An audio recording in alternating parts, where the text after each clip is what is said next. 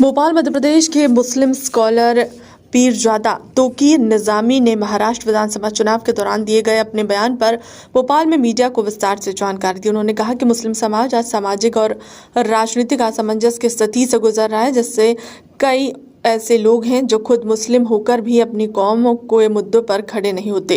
निजामी ने कहा कि उन्होंने चुनाव के दौरान यह टिप्पणी की थी कि मुस्लिम 3 प्रकार के होते हैं। उसका आशय था कि विभिन्न परिस्थितियों में मुस्लिम समाज के भीतर 3 अलग अलग सोच और व्यवहार देखने को मिलता है। उन्होंने सवाल उठाया कि जब मुस्लिम समाज पर किसी प्रकार की विपत्ति या चुनौती आती है तो ऐसे लोग जो कांग्रेस, भाजपा या अन्य राजनीतिक दलों में सक्रिय हैं, वे अपने समाज की आवाज़ क्यों बुलंद नहीं कर पाते। उन्होंने इसे मुस्लिम समाज के लिए अत्यंत दुर्भाग्यपूर्ण बताते हुए कहा कि राजनीतिक या व्यक्तिगत स्वार्थ के कारण अपनी ही कौम की समस्याओं से मुंह मोड़ लेना समाज को कमजोर करता है।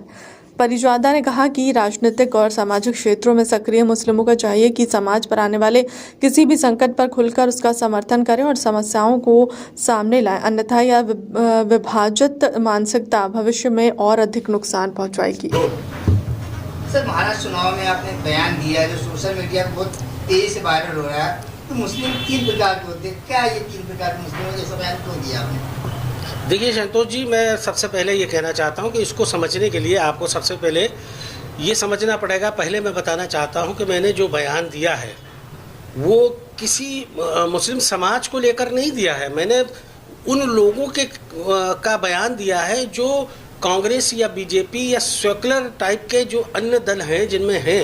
मैं पूछना चाहता हूँ, सबसे पहले मैं यही कहना चाहता हूँ कि देखिए, कांग्रेस को मैं कहना चाहता हूँ कि जब रोडों पर लिंचिंग होती है, जब बुलडोजर चलाए जाते हैं और लोगों को बेघर किया जाता है और माँ, बहन, बेटी, मुस्लिम समाज की बच्चियों के साथ बलात्कार हो रहे होते हैं, तब ये मोहब्बत की दुकान कहाँ चली जाती है? ये मोहब्बत की दुकान वाले लोग फिर क्यों नहीं मैदान में आते हैं? मैंने उन मुस्लिम समाज के लोगों को कहा है। मैं पूछना चाहता हूँ, आपको बताना भी चाहता हूँ इस चीज़ के लिए कि आप मुझे ये बताएं कि जब यहीं मध्य प्रदेश में आपने देखा होगा कि जब भारतीय जनता पार्टी की सरकार थी और यहाँ पर जो है ना, आपको पता होगा एक सिम्मी को लेकर जेल वाला जो एक कांड हुआ था, उसमें आप बताइए ना कि 7-8 बेगुनाह लोगों को मौत के घाट उतार दिया गया, उनका इनकाउंटर कर दिया गया। मैं पूछना चाहता हूं कि तब कांग्रेस उछल कर, यही दिग्विजय सिंह और सारे लोग उछल रहे थे, सारे लोग ये कह रहे थे कि बड़ा अन्याय हो रहा है, अन्याय अत्याचार हो रहा है। जेल से वो लोग कैसे ब्रेक करके चले गए? वो जो है ना, एक कागज की, लकड़ी की चाबियां और बहुत सारा आपने सुना होगा, उस टाइम पे माहौल चल रहा था। तब भारतीय जनता पार्टी की सरकार थी यहाँ पर मध्य प्रदेश में, तब कांग्रेस जो है ना विरोध करती हुई नजर आ रही थी उसका हमको। तब एक बात बताऊं, इसके बाद जैसे ही यहाँ मध्य प्रदेश में 19 महीने की कांग्रेस की सरकार बनी, उस कांग्रेस की सरकार में बाला बच्चन जो इस मध्य प्रदेश में गृह मंत्री थे, उस बाला बच्चन ने सदन में खड़े होकर क्लीन चिट दी कि जो कुछ हुआ है वो सही हुआ है। मुस्लिम समाज के प्रति उनका वो संवेदनाएं कहाँ चली गई थी? वो क्यों सारे विधायक, सारे लोग जो मुसलमानों का, कमलनाथ कह रहे थे 100% वोट चाहिए, हमने 100% वोट किया।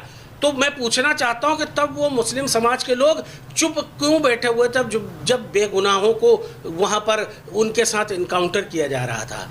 और मैं पूछना चाहता हूं, उसी कांग्रेस के मानसिकता वाले गुलाम जो मुस्लिम समाज के लोग हैं, मैं उनसे पूछना चाहता हूं कि मुझे बताएं कि वही कांग्रेस कार्यालय है कमलनाथ की सरकार में, वहां पर हिंदू देवी देवताओं की मूर्तियां तो बिठाई जा सकती हैं, लेकिन अन्य धर्म के लोगों के साथ अन्याय क्यों किया जा रहा है? या फिर कह देना चाहिए, हमारा एक तख्ती लगा देना चाहिए कि ये अन्य धर्मों का यो है ना कार्यालय नहीं है, सिर्फ एक धर्म विशेष का कार्यालय है। मैं इनसे पूछना चाहता हूँ, बहुत अदब के साथ पूछना चाहता हूँ कि मुझे वो बताएं जिनको बुरा लग रहा है। वो ये बताएं कि अभी आपको पता होगा, आपने देखा होगा कि पूरा जो है ना, इन्होंने अभी सबसे पहले जैसे ही इनकी सरकार बनी कमलनाथ जी की, तो फिर रोज़ा अफ्तार वहाँ से क्यों बंद कर दिया? मुस्लिम समाज के लोगों से इन्होंने दूरियां क्यों बना ली? अब मैं कहना चाहता हूँ कि देखिए, भारतीय जनता पार्टी, कांग्रेस के लोग हमारा मुंह न खुलवाएं। उनको बता देना चाहता हूँ, चेता देना चाहता हूँ कि जो मैंने बयान दिया है वो उन मुस्लिम समाज के लोगों के लिए दिया है कि जो लोग खड़े होकर कभी विरोध करते हुए नजर नहीं आए। आप बताएं कि मध्य प्रदेश में कम से कम 13 से 15 लोगों को, मुस्लिम समाज के लोगों को विधानसभा में भेजना चाहिए, टिकट देना चाहिए। सिर्फ 2 मुस्लिम समाज के लोगों को आप टिकट दे रहे हो। वोट आपको 100% चाहिए। क्या वो मुस्लिम समाज जो तुमको 100% वोट कर रहा है, कांग्रेस के लोग उस टाइम, जो मुस्लिम समाज के लोग कांग्रेस में मूक दर्शक क्यों बने हुए हैं? आपका सीधा सीधा निशाना कांग्रेस पे, जो मुस्लिम समाज के लोग कांग्रेस में काम कर रहे हैं, क्या उनको लेकर बैन किया? देखिए, मेरा भारतीय जनता पार्टी और वो मुस्लिम समाज के लिए भी है कि कम से कम लिंचिंग हो रही है, नासिर जुनैद को जिंदा जलाया जा रहा है, अखलाक को जान से मारा जा रहा है। आप हर मस्जिद के सामने जय जय श्री राम के नारे लगाए जा रहे हैं, हर मस्जिद का और खानकाहों को तोड़ा जा रहा है, बुलडोजर चलाया जा रहा है। अभी इंदौर में हमारे दूषित पानी पी के 11, 12, 15 लोग मर गए। तब तुम मुस्लिम समाज के लोग रोडों पर विरोध करते हुए, जो भी भारतीय जनता पार्टी में हो, तब वहाँ पर क्यों नहीं दिखते आप? आस्था के आधार पर हमसे हमारी बाबरी मस्जिद छीन ले गई, तब तुम लोग क्यों नहीं निकलते रोडों पर कि भाई ये आस्था के आधार पर नहीं? जो माननीय सुप्रीम कोर्ट ने जो कहा है कि यहाँ पर कभी भी मंदिर नहीं थी, कभी भी मूर्ति नहीं थी, आस्था के आधार पर उनको दे दी गई, तब ये मुस्लिम समाज के जितने लोग हैं, तब ये क्यों नहीं विरोध करते हुए जो भारतीय जनता पार्टी में नजर आते हैं? और मैं कहना चाहता हूं कि वो कांग्रेस के लोग, वो मुस्लिम समाज के कांग्रेस के लोग क्या जर खरीद गुलाम है? क्या हमने जंजीरें पहन रखी हैं गुलामी की? हम गुलामी की जंजीरों को तोड़ना चाहते हैं। हम उनसे पूछना चाहते हैं कि भाई, जब बाबरी मस्जिद का यहाँ पर आप सुप्रीम कोर्ट का आदेश आया था, तब कमलनाथ ने उसी पीसीसी को भगवा में कर दिया था।